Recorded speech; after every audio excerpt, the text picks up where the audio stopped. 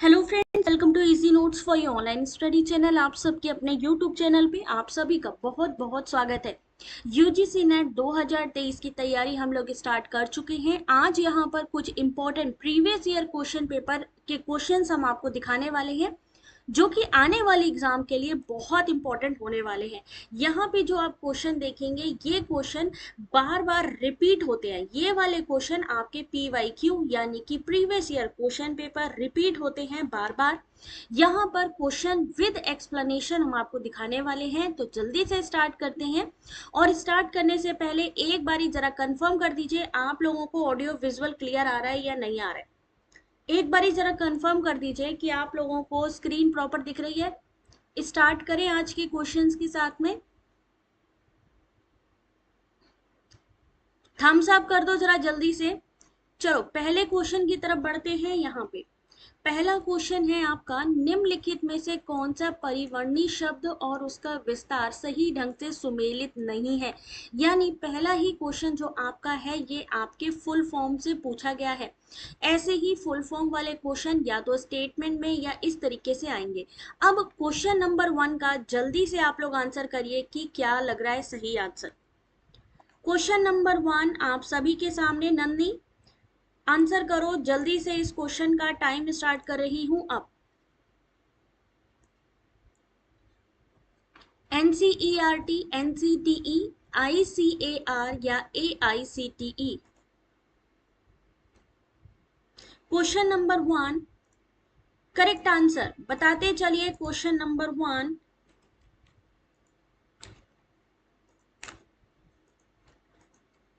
आज मैं पोल भी स्टार्ट करूंगी क्योंकि ये क्वेश्चन ऑलरेडी पूछे गए क्वेश्चंस है।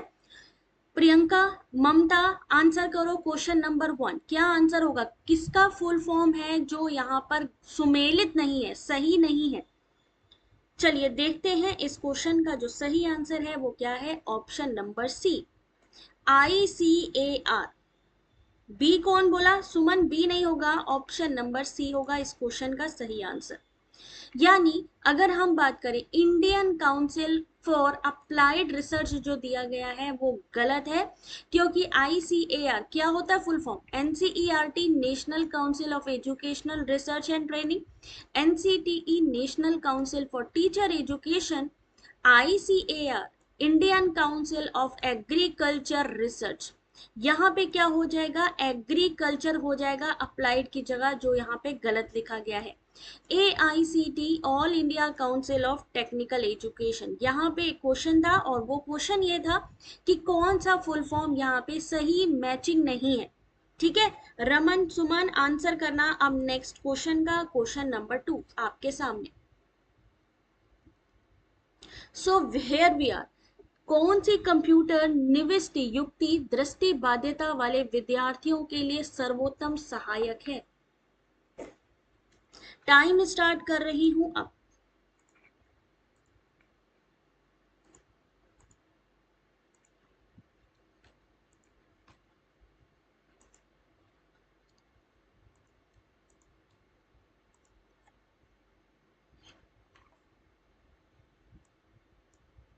क्वेश्चन है कि कौन सी कंप्यूटर निविष्टि युक्ति दृष्टि बाध्यता वाले विद्यार्थियों के लिए सर्वोत्तम सहायक होती है, यानी जिनको प्रॉपर नहीं दिख रहा है उनके लिए इनमें से कौन सी ऐसी चीज है जो हेल्प करती है।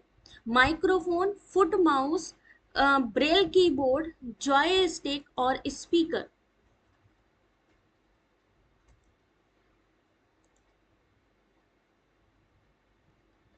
क्वेश्चन नंबर 2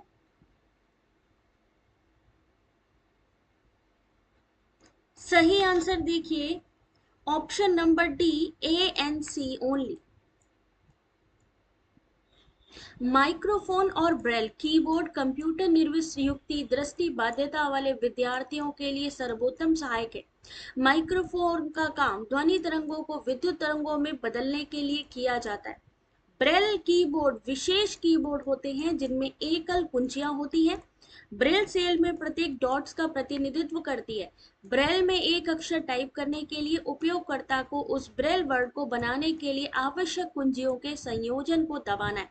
यानी यहाँ पर जो जिनकी दृष्टि बाधित है, ठीक है, उनके लिए यहाँ पर ये जो माइक्रोफोन है वो यूजफुल हो सकते हैं। ब्रेल कीबोर्ड होता है, उसमें पॉइंट्स बने होते हैं, ठीक है, जैसे हम लोगों के नॉर्मल अगर आप कीबोर्ड में ध्यान से देखिए तो वहां पर भी आपको कहीं ना कहीं कुछ डॉट्स नजर आएंगे, लेकिन ये जो डॉट्स होते हैं कीबोर्ड में बने होते हैं वो किसके वाले में, ब्रेल कीबोर्ड, ठीक है, जिससे कि उन लोगों को प्रॉपर समझ में आ पाए।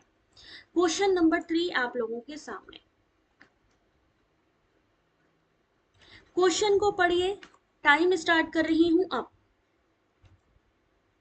ये इंपॉर्टेंट क्वेश्चन जो एग्जाम में बार बार पूछे जाते हैं।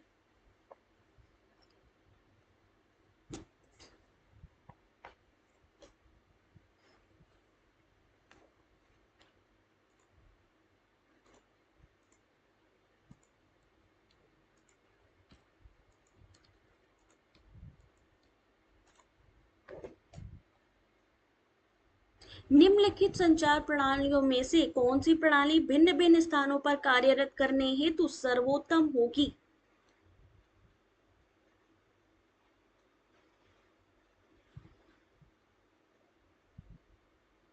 क्वेश्चन नंबर 3,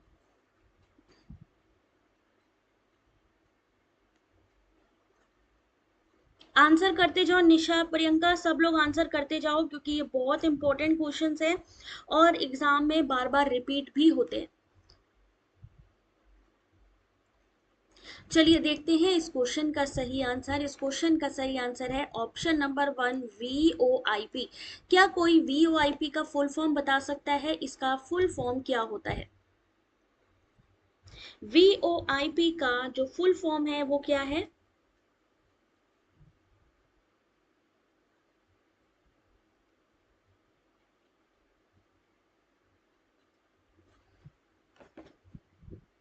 टाइम स्टार्ट कर रही हूँ, जल्दी भाई, अगले क्वेश्चन के लिए मैं टाइम दूंगी, लेकिन वीओआईपी, मौसम पूजा आंसर करो। वीओआईपी, रमन क्या आंसर होगा? Voice over internet protocol. Voice over internet protocol या वीओआईपी कंप्यूटर के द्वारा संचार का तुल्यकालिक कॉन्फ्रेंसिंग साधन है और इसका प्रयोग प्रसारण तकनीक के लिए किया जाता है। तुल्यकालिक, तुल्यकालिक क्या चीज होती है? सेम टाइम पर जब हम जो है कन्वर्सेशन करते हैं।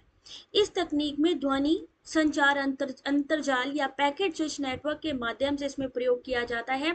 वीओपी प्रणाली भिन्न स्थानों पर विभिन्न व्यक्तियों के बीच बैठक के आयोजन को परिचालित करने के लिए होती है। वीओआईपी। क्वेश्चन नंबर 4,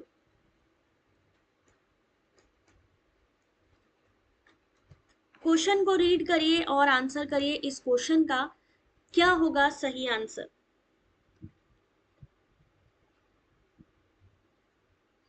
अधिगम के प्राथमिक नियम निम्नलिखित में से कौन से हैं?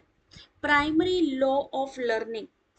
ये जो क्वेश्चन है आपके 2023 फरवरी मार्च के क्वेश्चन पेपर में आप लोगों से पूछे गए थे।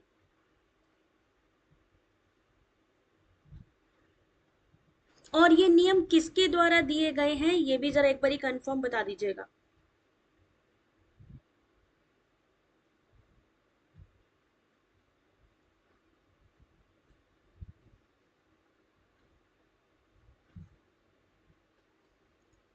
ये जो नियम बताए गए हैं, लर्निंग के प्राइमरी लॉज बताए गए हैं, किसके द्वारा दिया गया था? सही आंसर देखिए question number 4, option number B, यानी लॉ ऑफ एक्सरसाइज, बिल्कुल ठीक है। लॉ ऑफ रेडीनेस यानी तत्परता का नियम, बिल्कुल ठीक है। और option number E, law of effect, किसके द्वारा दिया गया? थार्न डाइक ने सीखने के कुछ नियम बताए जिसके प्रयोग से अध्ययन अध्यापन प्रक्रियाओं को और अधिक प्रभावशाली बनाया जा सकता है। उन्होंने सीखने के 3 प्रमुख नियम और 5 गौण नियम प्रतिपादित किए थे। सीखने के प्रमुख नियम जो प्राथमिक हैं वो है तत्परता का नियम, अभ्यास का नियम और परिणाम का नियम। क्वेश्चन नंबर 5, क्वेश्चन को पढ़िए और आंसर करते जाइए। टाइम स्टार्ट हो रहा है अब।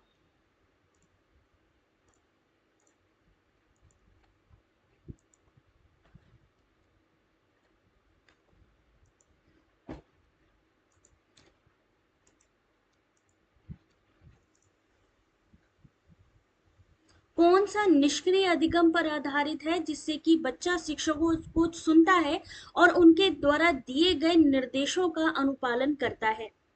थॉर्नडाइक उस क्वेश्चन का सही आंसर था।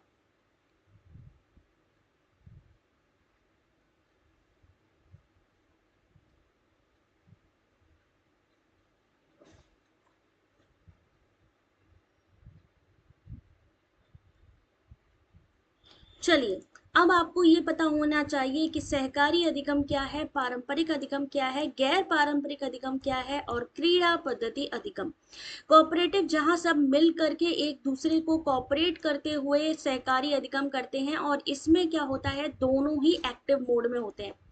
कौन, टीचर भी एक्टिव मोड में होता है और जो स्टूडेंट होता है वो भी एक्टिव मोड में होता है कि नहीं होता है? बिल्कुल होता है सहकारी अधिगम में। गैर पारंपरिक में भी जो नॉन कन्वेंशनल लर्निंग है, जैसे हम अगर बात करें नॉन कन्वेंशनल, यानी मान लीजिए कोई ऑनलाइन पाठ्यक्रम पे काम कर रहा है, ठीक है। परंपरागत तरीका क्या होता है? परंपरागत तरीका जहाँ पे बकायदा एक टीचर होता है जो आप लोगों को प्रॉपर सारी चीजें बताता है, आप उस पर डिपेंडेंट होते हो, तो वो क्या हो जाएगा? सही answer option number B, conventional हो जाएगा।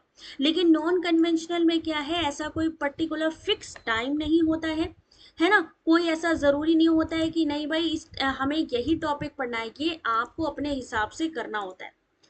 तो यहाँ पर सही answer option number B, conventional learning. पारंपरिक यानी कन्वेंशनल लर्निंग निष्क्रिय सीखने पर आधारित है। निष्क्रिय यानी इस पे जो छात्र होते हैं वो कैसे होते हैं? डीएक्टिवेट होते हैं। जैसे आपकी चार्जिंग इस समय सबकी डीएक्टिवेट हो चुकी है। जैसे जैसे एग्जाम आ रहा है, हैरानी की बात यह है कि बच्चे इस समय डीएक्टिवेट मोड में हैं। अभी उन लोगों को लग रहा है कि एप्लीकेशन फॉर्म फिल कर लें, अभी वो इम्पोर्टेंट है, बट ये इम्पोर्टेंट है, लेकिन आपको एप्लीकेशन फॉर्म फिल करने के लिए सिर्फ 1 घंटा चाहिए। उसके बाद आपकी प्रैक्टिस नहीं होगी तो कितने मर्जी एप्लीकेशन फॉर्म फिल कर लो, फायदा क्या है ना। तो इसलिए डीएक्टिवेट नहीं रहना है। पारंपरिक शिक्षार्थी पारंपरिक सीखने के दृष्टिकोण को पसंद करते हैं। पूरी कक्षा के व्याख्यान, शिक्षक के निर्देश वाले निर्देश देना, पूर्व नियोजित इकाइयां, बहुत सारी संरचना और मूल्यांकन के उद्देश्य इसमें शामिल होते हैं, ठीक है ना। और जितने लोग एक्टिव रहेंगे, अभी ये जो क्वेश्चंस आप देख रहे हैं, ट्रस्ट मी, इनमें से कुछ क्वेश्चन आपके रिपीट भी हो जाएंगे। मैं कोशिश कर रही हूँ कि आपके PYQ MCQs में ज्यादा से ज्यादा कराने स्टार्ट कर दूं। तो एक बार कमेंट करके जरूर बताइएगा कि आप लोग कितने क्वेश्चन चाहते हैं कि PYQ के डेली बेसिस पे सॉल्व किए जाएं और कितने MCQs। तो एक बार ये दोनों ही चीजें आप लोग कमेंट करके बताइए। क्वेश्चन नंबर 6, चैटबॉट डिजिटीय बुद्धिमत्ता का एक उदाहरण है। अमेजॉन का एलेक्सा और एप्पल का सीरी कृत्रिम बुद्धि के उदाहरण है। क्वेश्चन नंबर 6 आप सभी के सामने। प्रियंका अभी भी रुक रही है क्या? सभी में प्रॉब्लम आ रही है? रमन, प्रॉपर दिख रहा है आप लोगों को? एक बार ही रिफ्रेश कर लो।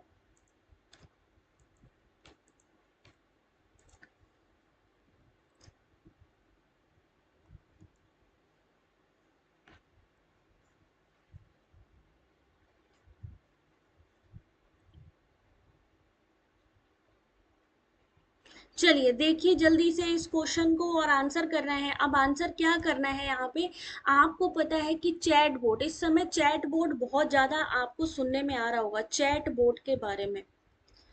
टेलीग्राम पे क्विज बोट आता है ना।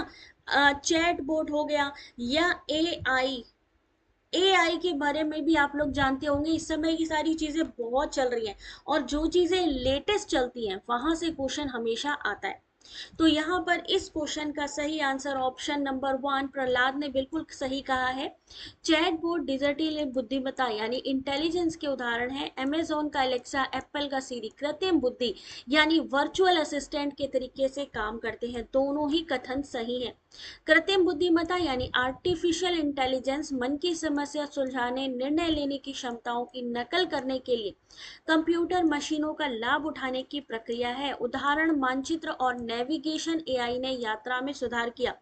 चेहरे का पता लगाना, पहचानना, पाई संपादक, स्वतः सुधार, खोज सिफारिश करना, चैट बोर्ड, डिजिटल सहायक, सोशल मीडिया, ई भुगतान, ये सारी चीजें किसके अंतर्गत आती हैं आपके? ये सारी चीजें ध्यान से देखिए, एक मिनट रुकिए, थोड़ा सा एरर आ गई है इसमें।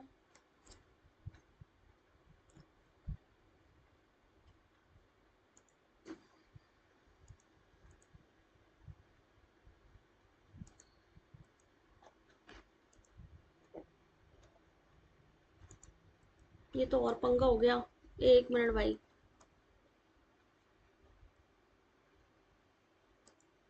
चलो, अमेजॉन एलेक्सा, एप्पल का सीरी, ये सारी चीजें, और ये सारी चीजें आपके किसके अंतर्गत आती हैं? डिजिटल माध्यम के अंतर्गत। क्वेश्चन नंबर 7, क्वेश्चन नंबर 7 आप लोगों के सामने आंसर करिए। कक्षा में आने से पहले विद्यार्थी व्याख्यान के वीडियो को देखते हैं और सुनते हैं, ये किसका उदाहरण है? Question number 7। अर्चना, यूथ कंपटीशन की बुक ले लीजिए, या फिर आप देख सकते हो यूथ कंपटीशन की बुक हमारे टेलीग्राम पर भी अवेलेबल है, वहां से क्वेश्चन है। कुछ क्वेश्चन मैं दिशा पब्लिकेशन से भी कराऊंगी, कुछ केवीएस सर की बुक से भी होंगे, और कुछ क्वेश्चन यूथ कंपटीशन से भी होंगे।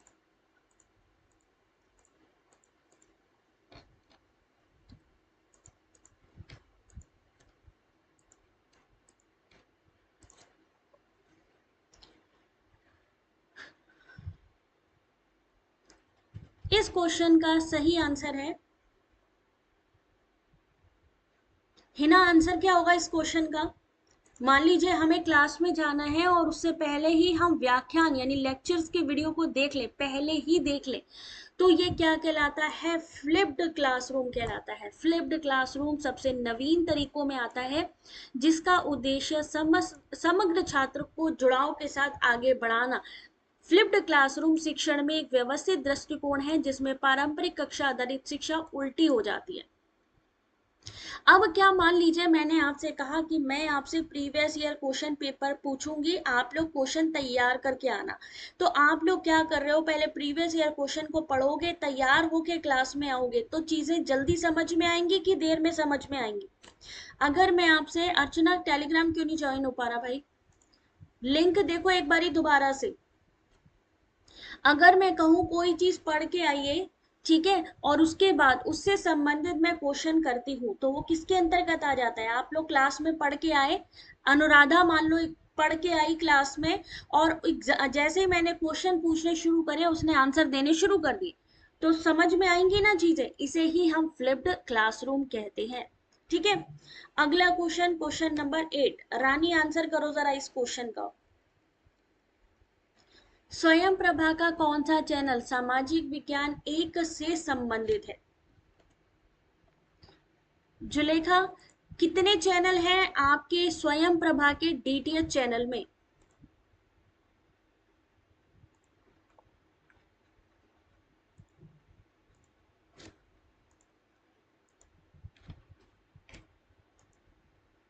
आलोक एजुकेशन, आंसर करते चलो भाई, नमस्ते, आंसर करते चलो। यहाँ क्वेश्चन है आप लोगों के सामने, स्वयं प्रभा में कितने डीटीएच चैनल हैं?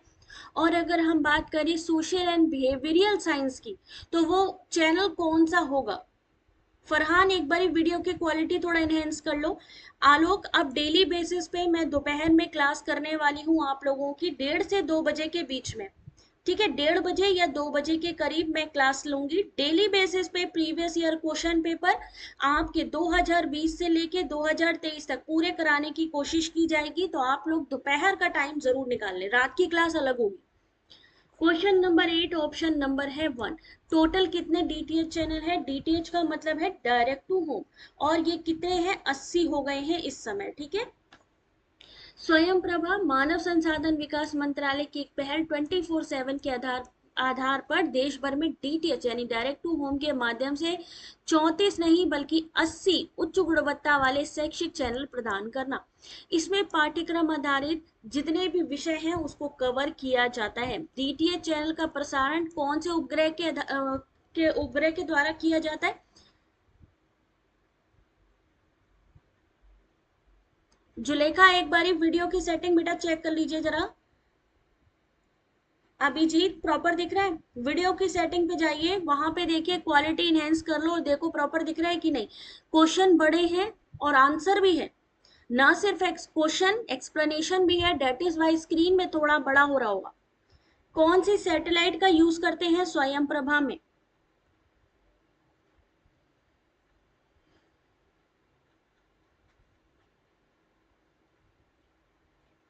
GSAT 15, very good job, very good job.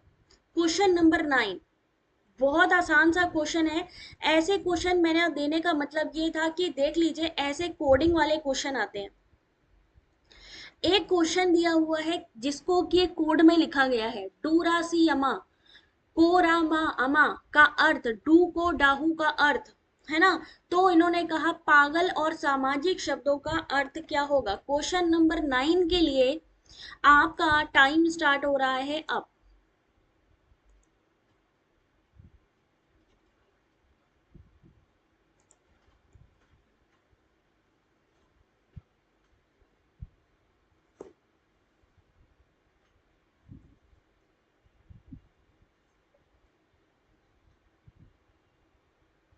इस रीजनिंग के क्वेश्चन का सुमन आंसर करो जल्दी से।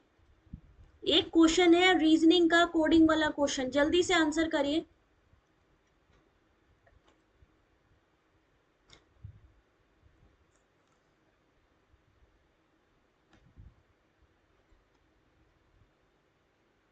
मौसमी ने दिया है ऑप्शन नंबर बी, देखते हैं सही है या नहीं। नहीं भाई, सही आंसर है ऑप्शन नंबर सी।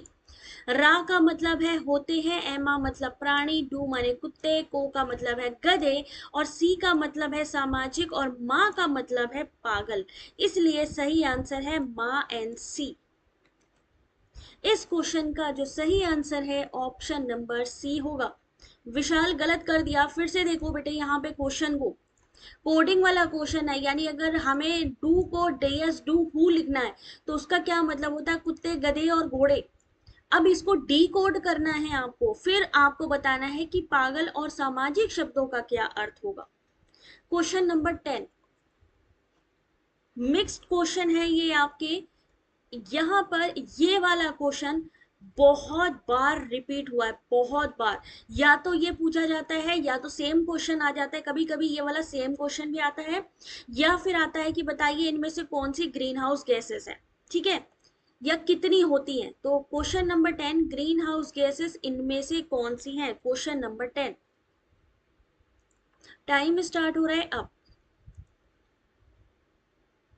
जुलेखा एक बार फिर से ट्राई करो क्वेश्चन नंबर 10, या रिफ्रेश करके दोबारा बैक कर लो एक बार, क्योंकि बाकी सबकी विजिबिलिटी आ रही है, एडमिन्स की थोड़ा सा कहीं इशू है।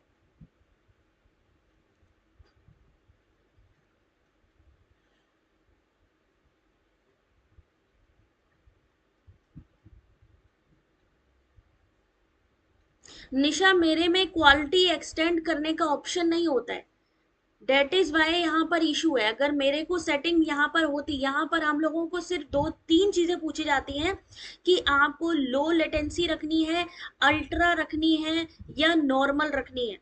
ये तीन तरीके के ही ऑप्शन होते हैं। अब इसमें हम क्या बताएंगे कि 340 वाला कौन सा है, 360 वाला कौन सा है। अल्ट्रा, लो, नॉर्मल लेटेंसी, उसी के आधार पर अपना नेटवर्क चलता है। आप लोग जब भी मान लीजिए विजिबिलिटी ना आए, तो आप लोग देखिए एक रेड कलर की लाइट आती है नीचे, वीडियो के सामने ही एक रेड रंग की लाइन आएगी, उससे थोड़ा अपने आप को बैक ले जाके दोबारा आप वीडियो के आगे ले जाएंगे तो प्रॉपर दिखने लगेगा, ठीक है। इस क्वेश्चन का सही आंसर है option number B.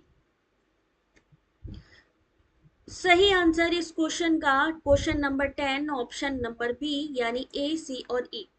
Surface ozone इस क्वेश्चन का सही आंसर है। CH4 मीथेन है, और ऑप्शन नंबर ई N2O है।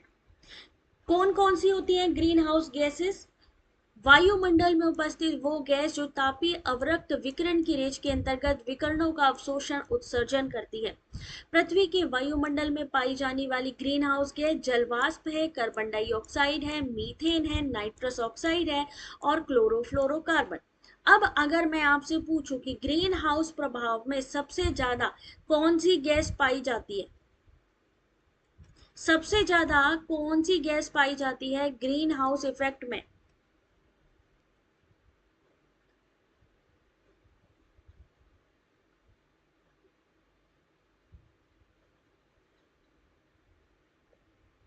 यहां पर ये क्यों बोल रही हूं, क्योंकि ये आपके सीक्वेंस में लगाने आते हैं। या तो यहां से क्वेश्चन आ जाएगा, है ना, ये आ जाएगा, या फिर ये ग्रीन हाउस गैस क्या करती है, उसका वर्क क्या है, कौन कौन सी ग्रीन हाउस गैसेस होती हैं, और कौन सी सबसे ज्यादा योगदान देने वाली और सबसे कम योगदान देने वाली गैसेस के अंतर्गत आता है, ये आपसे पूछा जाता है। तो सबसे ज्यादा है आपकी, सबसे ज्यादा जल वाष्प, कार्बन डाइऑक्साइड 9 से 26% है, मीथेन 4 से 9%, ओजोन 3 से 7%। क्वेश्चन नंबर 11, कोई बता सकता है ये किस टॉपिक से क्वेश्चन है? क्लासिकल स्क्वायर ऑफ अपोजिशन से एक क्वेश्चन है, और वो मैंने आप लोगों को बताया था कि कैसे सॉल्व करना है। यदि इसमें क्या लिखा है, कौन से कथन इस तरीके से संबंधित है कि एक सही होता है तो दूसरा आवश्यक रूप से असत्य होगा या इसके विपरीत होगा? Question number 11।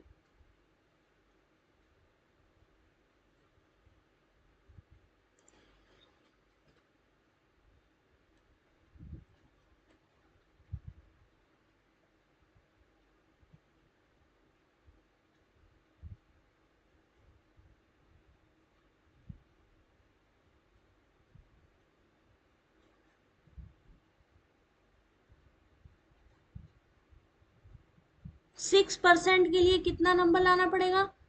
सुमन, अगर आप 6% पासिंग स्लॉट की बात कर रहे हैं तो पासिंग स्लॉट 6% है। 6% का मतलब हुआ, आप समझ रहे हैं, मान लीजिए, अगर मान लीजिए 8 लाख बच्चों ने फॉर्म फिलअप किया, तो 8 लाख का 6% बच्चे ही क्वालिफाई करेंगे।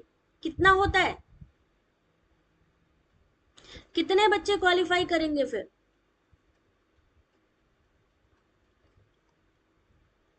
इतने बच्चे, और इसमें से आपके कुछ बच्चे जो हैं 1% के करीब, 1 से 2% बच्चे आपके जेआरएफ क्वालिफाई करेंगे। बाकी जो बच्चे होंगे वो नेट यानी असिस्टेंट प्रोफेसर के लिए क्वालिफाई करेंगे। और अगर आप चाहते हो कि नेट या जेआरएफ क्वालिफाई करना, तो कोशिश करिए कि दोनों पेपर में 70% से ऊपर आए आपके, क्योंकि मेरिट से चयन होता है आपका, मेरिट से चयन होता है। आप क्वेश्चन को ध्यान से देख लीजिए जरा एक बार। सही आंसर बताइए, यहां पर क्या चीज होगा? सॉरी, गलत कर दिया ना मैंने, कैलकुलेशन गलत कर दी भैया। 48,000 है और मैंने 42 लिख दिया। चलो, अभी यहां पर इस क्वेश्चन का आंसर क्या होगा? क्लासिकल स्क्वायर ऑफ अपोजिशन की अगर हम बात करें, तो यहां पर कौन सा एक सही होगा तो दूसरा 100% गलत होगा। तो ये कितना हो, क्या होगा, विरोधी में आएगा, विरोध में, यानी कॉन्ट्रेरी। और कॉन्ट्रेरी संबंध किसके किसके बीच होता है? ए और आई का संबंध होता है। अब ए और आई के जो स्टेटमेंट्स हैं उनको आप देख लेंगे तो वही आपका आंसर होगा।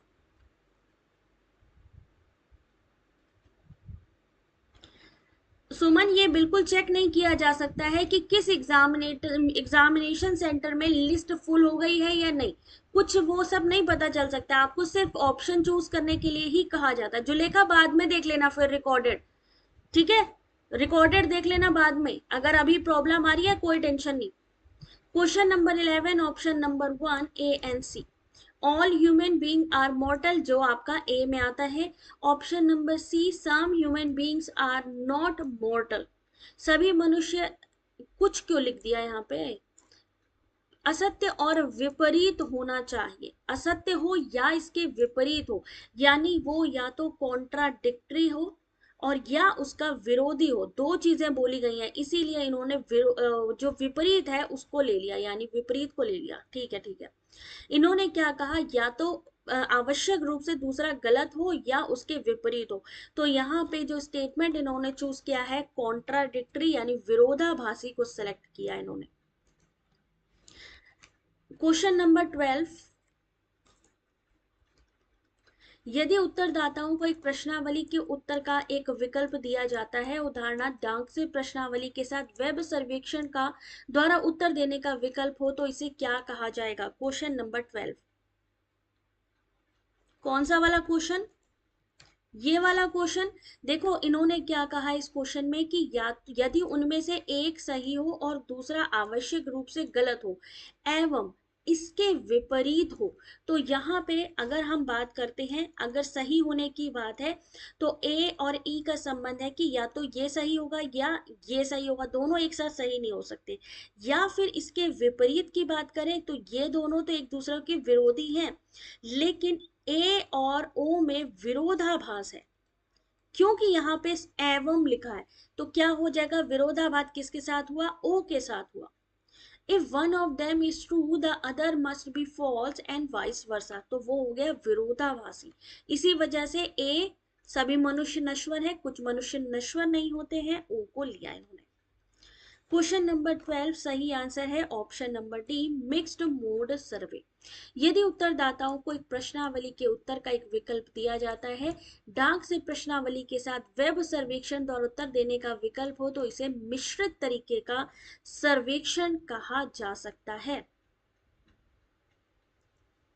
ठीक है, क्वेश्चन नंबर 13 अब कराएंगे नेक्स्ट क्लास में। क्वेश्चन 12 तक हो गए हैं और ये पीडीएफ अभी थोड़ी देर में मैं अपलोड कर दूंगी, आप लोग वेबसाइट से चेक कर लीजिएगा। अब आप लोग जरा एक काम करना है, आप लोगों ने बताना है कि पी वाई क्यू कल आप कितने देखना चाहते हो, 10 20 30 कितना देखना चाहते हो, और एमसीक्यूज जो हैं वो भी आपको कितना चाहिए, डीआई की क्लास चाहिए या नहीं चाहिए, जो आपकी ओपिनियन हो, जो आप एग्जाम के तहत कहना चाहते हो, ठीक है, वो आप हमें कमेंट करके बता सकते हो। अब मिलेंगे हम आपको रात की क्लास में, तब तक अपना ध्यान रखें, टेक केयर।